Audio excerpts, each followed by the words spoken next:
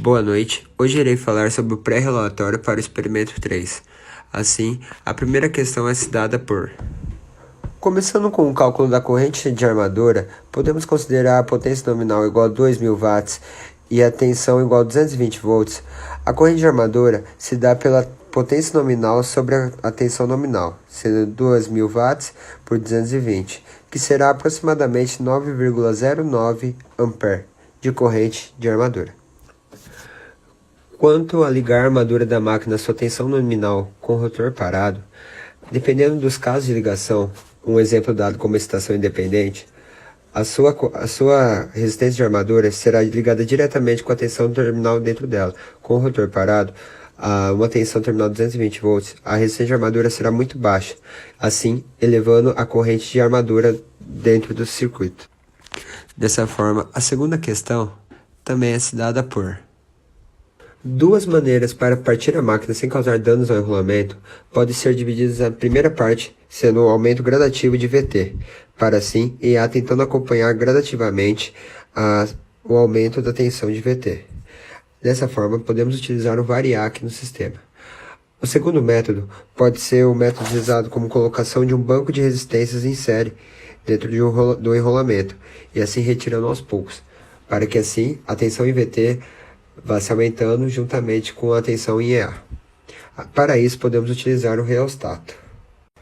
A terceira questão, sendo o esquema de um projeto entre motor de máquina CC e gerador de máquina síncrona, é dada por...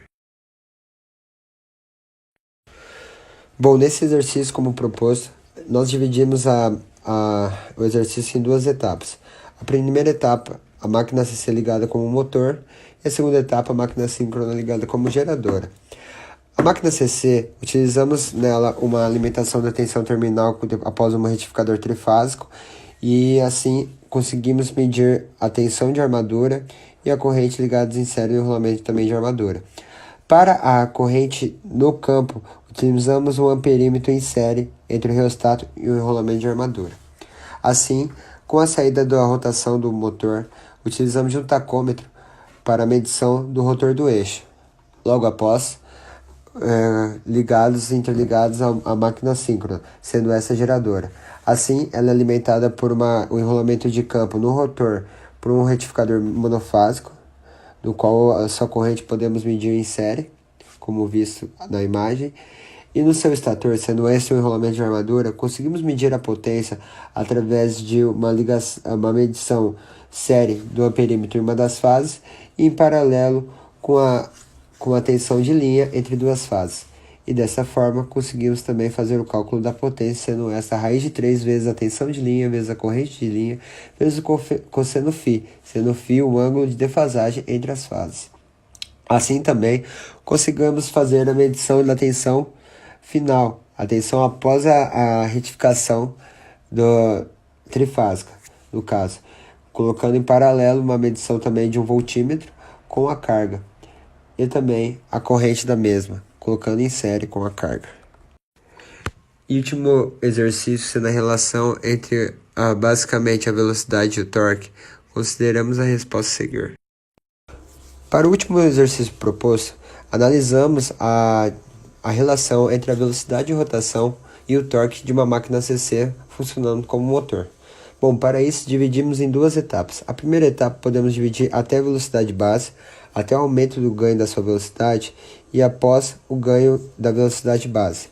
A primeira etapa nós fazemos normalmente o controle pela tensão, então no qual quanto mais aumentamos a tensão, mais aumenta a potência e a velocidade do motor, permanecendo constante o torque do mesmo.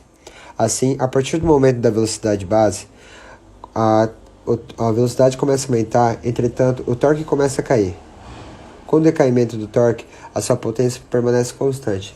Para esse tipo de controle, pois a tensão consideravelmente já não é tão eficaz para o controle do mesmo, utilizamos o fluxo, ou melhor, a corrente de armadura para o controle da máquina CC.